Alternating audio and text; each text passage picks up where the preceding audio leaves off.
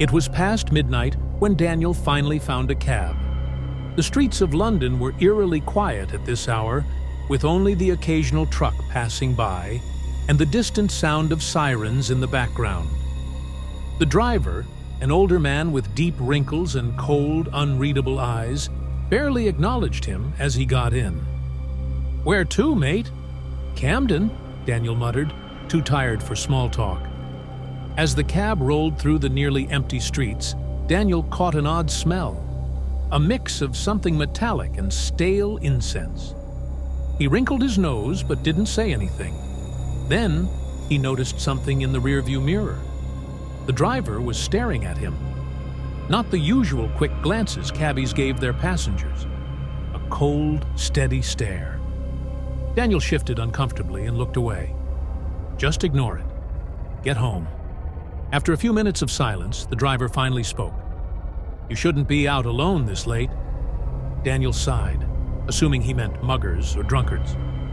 "Yeah, well, late shift. Had to." The driver let out a dry chuckle. "No, lad, I don't mean people." Daniel frowned. "Then what do you mean?" The driver took a slow breath, eyes still fixed on the road. "I mean the ones that get in your car, but never get out." A chill crept up Daniel's spine. "What?" The driver smiled faintly. "Like the one sitting next to you." Daniel's stomach dropped. Next to him? His breath hitched as he turned his head, pulse hammering in his ears. Nothing. The seat was empty. His chest loosened as he let out a nervous chuckle. "Ah, funny." The driver didn't laugh, didn't even look at him. He just muttered under his breath, "They never see them at first." Daniel's skin prickled. He tried to ignore it, but something felt wrong. He glanced at the cab meter. It wasn't running. His heart started to pound. He looked at the driver's ID on the dashboard.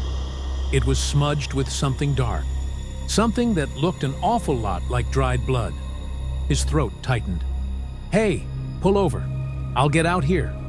The driver didn't react. Daniel's voice rose. "Mate, I said stop the bloody car." No response. The cab sped up. Panic surged through Daniel. He yanked at the door handle, locked. He slammed his fist against the window, screaming, "Help! Somebody!" But the streets were empty. And then, in the window's reflection, he saw it. A third figure, right beside him. A dark, twisted shape, its hollow eyes locked onto his. Its mouth stretched into an impossible grinning maw. Daniel blacked out. A rhythmic beeping sound filled his ears. Daniel's eyes shot open. Bright lights, a hospital ceiling. His head throbbed as he tried to sit up. Where the hell was he? A nurse rushed over. "Oh my God, doctor, he's awake!" A man in a white coat entered, relief washing over his face. "Daniel, you've been in a coma for 6 months." Daniel's blood ran cold. "What?" The doctor sighed. "You were in a terrible accident. Late night. Cab ride home. A drunk driver hit you.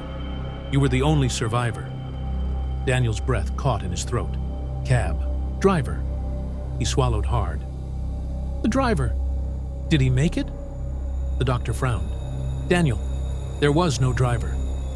Silence. Daniel's fingers curled into the sheets. "What do you mean?" The doctor hesitated. "The police found you alone in the back seat, but the front of the car was completely empty."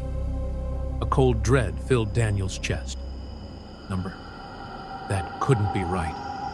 The doctor continued, his voice softer now. "Witnesses said you got into the cab, but no one ever saw a driver." Daniel's heart pounded. His breathing grew shallow. And then he heard it. A low, dry chuckle. Right. Behind. Him.